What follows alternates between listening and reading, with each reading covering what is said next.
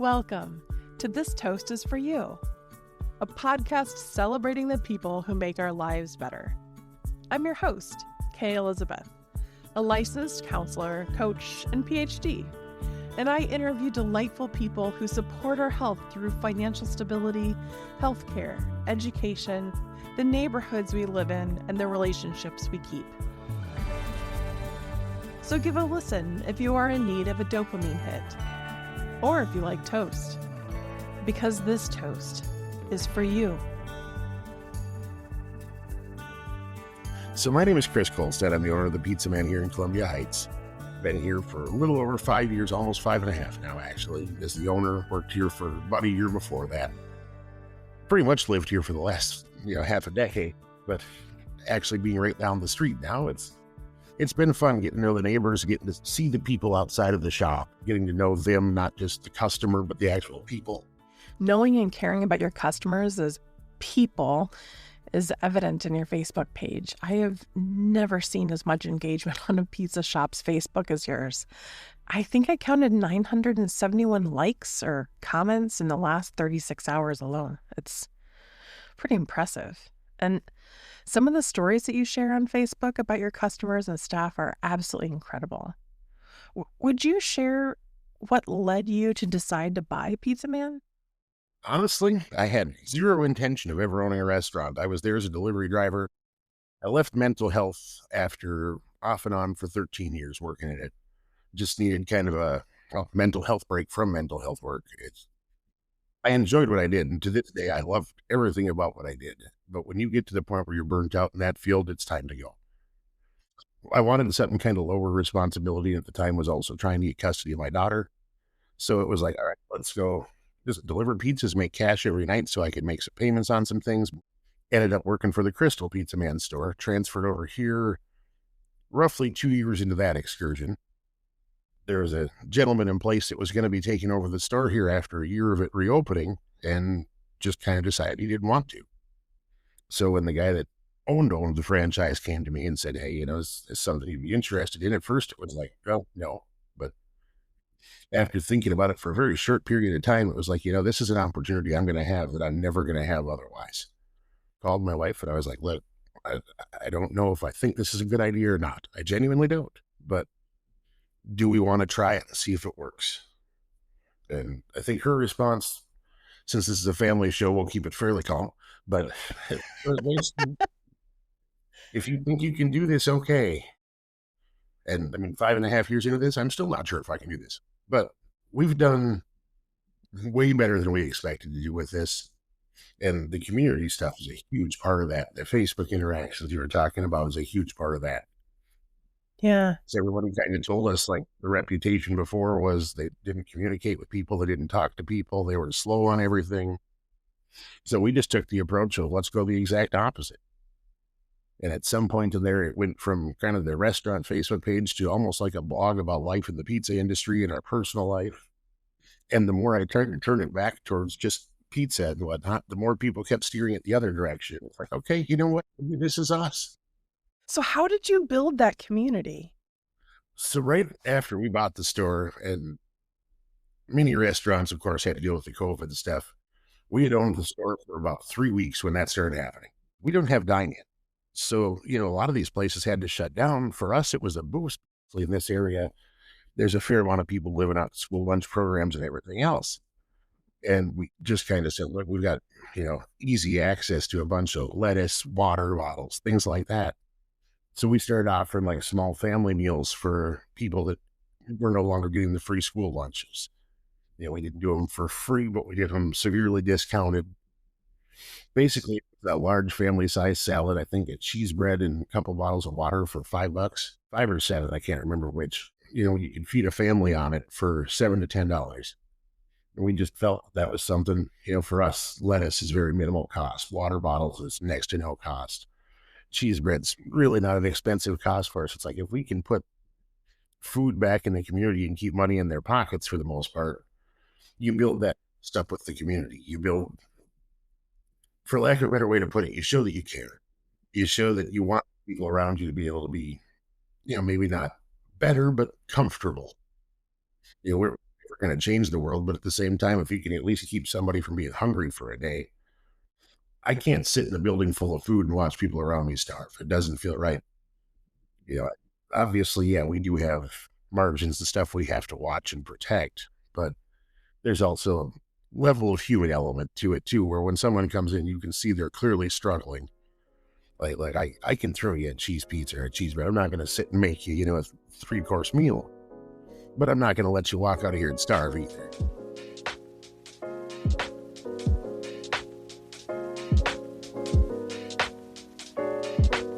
Was there any shift or any change as a result of the COVID reach outs?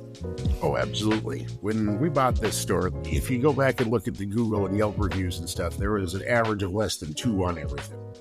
Little to no positive rapport with the community. We just felt like we have to show that we're not those same people, that we can reach out and communicate and be a whole different element, even though it's the same building. I think that was a big thing. You'll see people on that Facebook page talk about, why do you always post when it's slow? It's not a pity thing at all. It's literally what we've been asked to do by a lot of the regular customers. Hey, I want to see this, but sometimes I only have a half hour, 45 minutes. Can I make sure I get it in that? Well, yeah, if you see that we're slow, it's almost a guarantee. Well, and it's transparency too. You post a lot of data about your shop as well. I'm curious, what made you decide to do that? So I've always been a numbers guy, sports guy, always about stats, data. So being an analytical person, plus coming from a family of accountants, you kind of sit and look at this and it's like, okay, so this is where we need to be for this. But the more you start interacting with more and more people, the more you see people who don't fully understand maybe all the elements of how things work. People are like, well, why can't these restaurants do this? Why can't they sustain this? So we just kind of started posting things like, hey, we've been doing this right. We've been doing this right. We got to work on this. And people started responding to it. It gave people kind of an insight on how things worked. And that's kind of when it took that blog shift I mentioned. And it's just kind of been something that I think other restaurants now have started to respond to too. And like, oh, I see this, but what if we tried this? And I have probably 50 to 60 different restaurant owners I talk to a week. I've met 2 of them. It's people that they see it and they're like, well, okay, I see this isn't working for you. So what about this?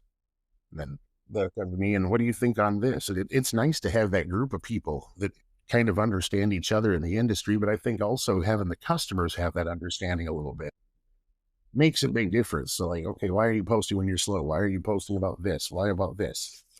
Yeah. These are a big factor in how we operate and why we do certain things. And if people understand and they can see that, it makes it a lot more personal. I guess, personal is probably the word I would go with. They get to see us as people, not just as a business. And when you've got 7 full-time people for the most part, every regular customer has seen every face in that shop. For them to be able to kind of understand the people and the plight behind it, I think makes it more than just a normal going to get a pizza. It's going to see your friends that made you dinner. We're appreciative of the support we've had, the people that have jumped behind us and the people that have taken the time to get to know us. Just like we have to get to know the customers, they get to know us too, and they put trust in us. We're not doing anything exceptional. We're not out here saving the world. We're making your food. That's a very basic thing sometimes, but it's nice to have those relationships where people continue to support you and they back you no matter what. And sometimes you gain those relationships, sometimes you lose them, but without the people we've had consistently behind us, I've said it 100 times in the post and I stand by it. We are absolutely nothing without the people that put the money and the time into us. We've got people that have literally never come close to ordering from us because they don't live around here, but they'll share posts. They'll recommend friends to us. They're doing this and that, whatever, to just generate positive attention towards us. And those things make a huge difference. We're blessed to have a really great group of people behind us, a great group of customers, a strong support system. I guess that's what matters to me, is just people understanding how much we do actually appreciate every phone call, every text message, every online order. All those things, you're putting money into my pocket, my staff's pocket, my wife and my daughter, money that we can put in the community to sponsor events. We do a lot of trade-offs with the high school as far as like feeding them while they do the newspapers and stuff. Those things, every little cent and every little person in order matters for those things. Mm-hmm.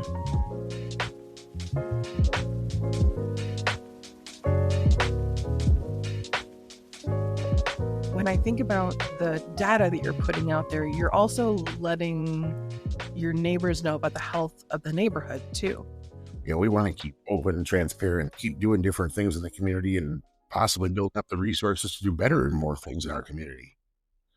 We're not by any means going to be writing 7-figure checks to the local school districts and stuff, but maybe we can take a high school kid that's looking to get some management experience, let them come in and hang out for a while, look around and get a feel for things, learn to make some pizzas and interact with people. Different things like that. We've done scholarships. We've done a bunch of random projects basically through the last 4 or 5 years. We've done days where kids can come in and make their own pizzas, just different community interactions. And I think that's a huge part of it. Say more about those community interactions. So we've done all kinds of school carnivals, fundraisers, things like that. Even things like this, sitting doing a podcast on a Tuesday morning. Like with moving to the neighborhood here, I have a little girl now that lives down the street that she'll stick her head in my garage when she sees the door open. Hi, pizza man, I had a good day, and like disappears back down the alley. And it's like, okay, hi. Oh, that's delightful. Or people will walk by and see me outside with the dog, and they're like, hey, you made my pizza the other day. Oh, I did. Wow. Just little things like getting to put a face with names, because so many times you don't. I think one thing that needs to be mentioned too, as far as community involvement, is Tasty Pizza up here off of 45th. They have been a huge partner with us. Everyone perceives that, because you're the two local pizza places in the area, you have to have a beef, this and that. Absolutely not. They've been a huge help for us as far as like a couple of times we've run out of things and they've been willing to loan it to us. Actually, the last time they loaned it, they wouldn't take anything back from me. But, we've done promotional stuff together. We've done food shelf drives. We've done all kinds of different charitable endeavors, and they've been involved in just about every single one. So I do think it's important people understand we have a lot of respect for the family up there.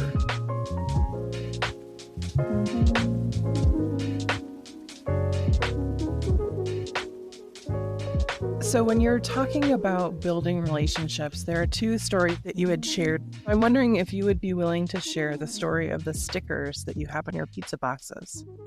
Absolutely. So Jackie was one of our regular customers and has been, as much as budget allowed, pretty much from day one. 3 years ago or so, my wife was filling in as a delivery driver one night and had gone to her house. Jackie had paid for the phone. Something was wrong with the credit card, so she ended up not being able to give a gratuity or whatever. 3 months later, we get an apology letter and a $10 bill in the mailbox that she felt guilty that she wasn't able to give a gratuity, which is absolutely not mandatory. To me, that's what stood out, is this lady not only took care of something that didn't need to be a requirement, but felt bad enough about not doing so to seek somebody out several months later and have a description of the driver. She had plotted this out clearly for when she had the resources to do so. That meant a lot to me, so I reached out, especially, sure, with any of my drivers, it would have been a big deal and I would have called them, but especially being my wife too, and the respect factor there. I just called her and talked to her a little bit and just said, hey, thank you for this, and learned a little bit about who she was, and found out Jackie can't leave the house a whole lot because of some health stuff. Anyone who's ever met Jackie, constant smile, constantly happy, one of the nicest people you'll ever talk to in your life. We started talking about stickers and smiley faces and stuff. The stickers first appeared basically right after we had that first conversation. All of a sudden, my driver came back from a delivery with a stack of smiley face stickers that Jackie sent with him and just said, hey, why don't you put these on boxes so I can share my smiles? So it was her way of giving smiles to the community. But just about every box that goes out has a smiley face sticker on it so Jackie can give the community her smiles.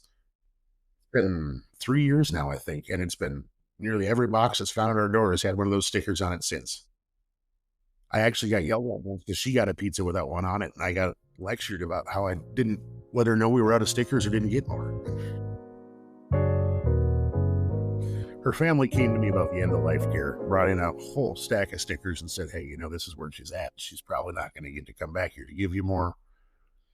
And I was like, we're trying to find some way to do something for her. We put it up on our Facebook page, and within 2 weeks, we had over 60,000 stickers mailed to us, donated to us, brought in. I had someone walk in and hand us 10,000 stickers and just walk out. Never told us their name, nothing, just took a little Tupperware, stuck it on the counter, and left. Wow. Everyone just got behind the story so much about who she is and what she does. We have almost 70,000 stickers now that have been mailed to us from 13 different states. from people all over, people dropping them off. I could probably name 5 of the people who sent them. They've been sent anonymously. They've been sent from all over the place. I know North Carolina, Iowa, Missouri, California, Nevada, just off the top of my head. And some of them are family members of hers that found out about this and wanted to be involved, and some of them aren't. We have a lady in North Carolina that just found us on Facebook by accident someday and thought it was kind of neat. So she just sent us a bunch of stickers for it. I have a drawer that is about 9 inches deep and probably a foot and a half lengthwise that is full of nothing but stickers. Like, and when I say full, I'm not talking about there's a bunch in there. I'm talking it is overflowing. It's really cool that it's such a simplistic thing and that it doesn't cost a lot of money. It doesn't make a big difference as far as most things go, but it matters to her. And it's a little thing to get excited about. It gives us a little bit of a good feeling too, to know we can give something back to her. And the day that inevitably, unfortunately, is going to come is going to be just about soul crushing. But Jackie's here. We're going to keep doing it. And when she's not, we're still going to keep doing it.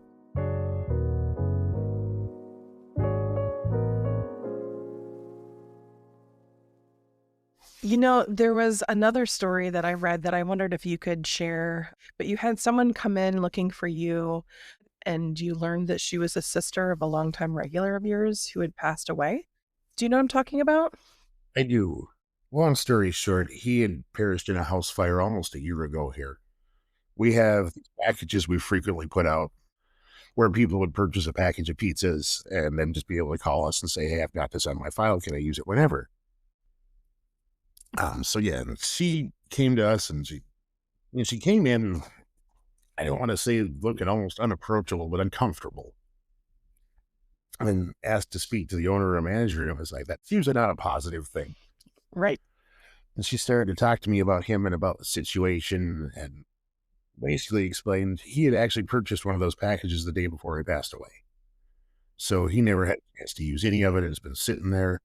We even did a GoFundMe at one point for one of the family members that was still involved, but we didn't have any way to reach out to anybody else. Wait. You did a fundraiser for, I'm sorry, say that again? So right after he passed away, we put the money back onto the credit card that had come off of, because we were able to do that. It was within 24 hours we found out, so we could reverse it. We put that back out there, resold the package, and put the money into the GoFundMe account that was raised for him. Just kind of assumed that everything was good. And, I mean, obviously as good as it can be when you lose a man. I think he was 31. Wow. She came in and just kind of explained who she was and that she was his sister, and she knew he had some stuff here and she was struggling to feed the kids at home now.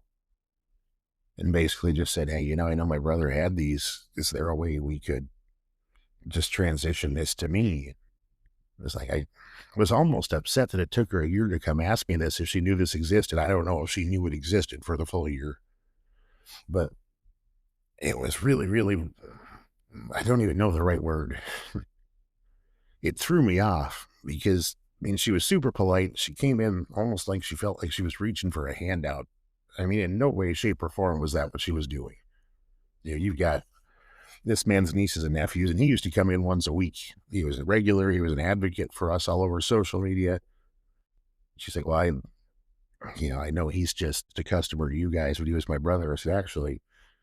So the day he had passed, I was riding over to Beaver Dam, Wisconsin. My wife was driving because I worked a side job over there. I do motorsports play-by-play announcing. So I travel around the country sometimes doing that. And I had happened to see there was a house fire right around his address. And I was like, he was supposed to send me a message about something last night, never did. Now I'm seeing this address. And so I actually had sent him a message that morning saying, hey, I saw there's a fatal house fire on your block. I said, please reach out to me. Let me know it wasn't you. And unfortunately, clearly never got a response to that message for obvious reasons. But it was really, really nice to be able to show her that message and be able to show that he wasn't just some guy that walked up here and got pizza. He was somebody we cared about. Those things are a large part of why we get so involved in the community, because those people, how to support their families if something happens. I don't even know the right words to explain it, but that's why those things are so important to me. Is every person that walks in your door is giving you money for your family, for your wife, for your daughter, for your dog, for your employees. We should know who they are. We should know their names. We should know how their kids are doing because they're taking what they have and choosing to put it into us. Maybe I'm naive to believe it's because partially of who we are. Maybe it's not. Maybe we just have better pizza than those places. I really hope so. For us, yes, of course, we lose a customer. We lose somebody that walked in to see us from time to time. They lost a brother. They lost a son. They lost a dad. That's so much more than the guy that bought pizza. Those things. Columbia Heights is weird because it's such a small territory with a bunch of people packed in, but there's a lot of people that are really, really close to each other and care about each other. And when you do that, you have an obligation on some level to give back to that community and to care about the people within it that do the things they do to support you too. And that just being able to show her that message meant everything to me because we could show her that he wasn't just that guy. And to be fair, he loved his dog. His dog was adorable. So yeah, the big old white walk down to see us all the time. Big old fluffy, burly, muscle-bound white pit bull that would come jumping up on you to say hi. You do. You miss things when those interactions don't come anymore. You see, we're sitting there in the same spot 12, 14 hours a day. You see the same people walk by every day. You see the same people come in regularly. You get to really kind of know people and their backgrounds and their lives.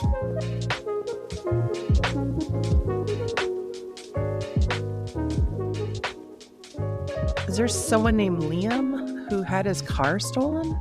Liam has been one of my delivery drivers for almost 3 years now. He actually originally came in to fill in for one night.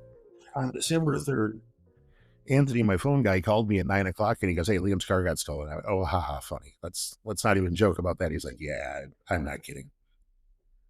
Oh my God.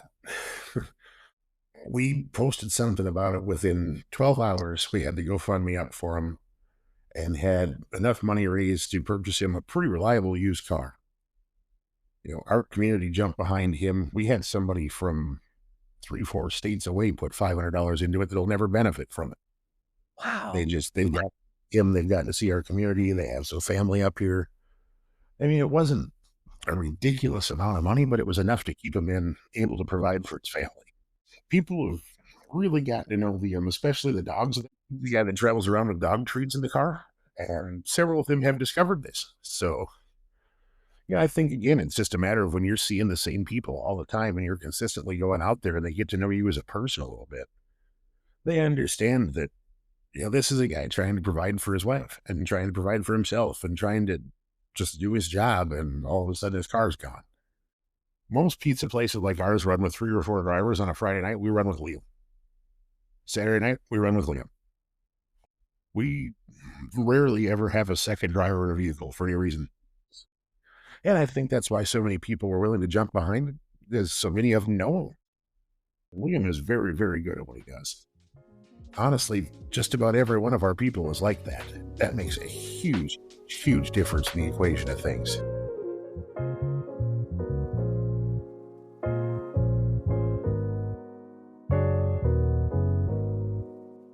Chris, if you were to think about someone who's impacted your life in a positive way, who would that be? I've had so many, I honestly couldn't even start. I mean, my family does great with my daughter. She's been a huge motivation for me, pushing, trying to prove to her. I have 3 felony convictions from before 2014. I got myself tied up in a bad situation. I'm not blaming anybody else for it, even though I feel that maybe I got a little bit of the raw end of things. I put myself into it. But it's been about showing her that you can come through those things. You can rebuild your life and become something. Mm. She's a huge motivator for me. My wife is very good about, she'll be sitting at home with the dog and get the phone call like, "Hey, sorry, but get the car ready because you're going to come deliver a couple pizzas." She's great about that. My family for helping take the time with my daughter when I can't necessarily have it and taking her places and doing things so she can be in dance and school, everything else she wants to do. I talked about when I worked at Angino's in Brooklyn Park, John was a great role model as far as community relations, as far as getting to know the people that put the money into your pocket. I've had so many great examples around me that I'm going to miss 50 people if I try to list everybody, but my staff continuing to put the support into me, the customers that continue to come in every day, they are a motivator. When you've got people that consistently want to share and post and push and do whatever to help you build up, those people motivate you too because you want to be better for them. You want them to feel that that's justified. There's so many, but my family, my wife, my daughter, my staff, my customers. I've had a couple of different mentors like Eric that owns the crystal store over there too. Eric's been a great help as far as he was the one I bought the store from, but he's also been good for advice. He's been great with helping us. Last couple of months with a dough mixer, we've been going over there and him and his staff have been helping us get the dough done, making sure we can keep everything operational. And there's, like I said, there's so many I couldn't even list everybody if I tried. Cheers to Eric, to those at Angino's, your wife, your daughter, your employees, and your customers. Who did I miss? If we're going to list it off, my whole family, actually, because there's so many pieces. My grandparents and my uncle have helped me out as far as even financially at times, parents, grandparents, all that for watching my daughter, taking her to her events and stuff so that we can be able to be in the shop when we need to. It really is a community effort. We've got so many people involved in helping us be able to be a family outside of there while still running the shop. Well, it almost feels like the most appropriate cheers would be cheers to your family inside and out the shop. That seems fair. Cheers to them.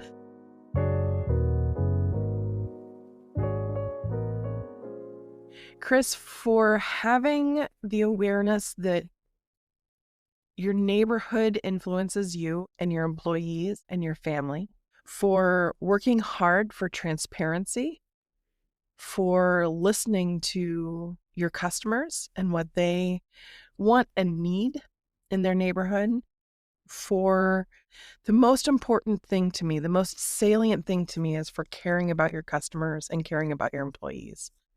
And for that, this toast is for you. Cheers. Thank you very much. Photos from this episode are on thistoastisforyou.com. Do you know someone who makes others' lives better? Recommend them to be a guest on thistoastisforyou.com. And if you want to make my life better, you can support me by tapping the star to leave a quick review, hitting follow, and sharing the episode with someone who could use some good news. Then celebrate your kindness by toasting up some bread. Because this toast is for you. All right, I got caffeine, I got a dog, and I got my chair. We're good. So, What kind of dog do you have? he is a pit bull, boxer, and some kind of terrier mix. Jackie bought him a blanket for Thanksgiving.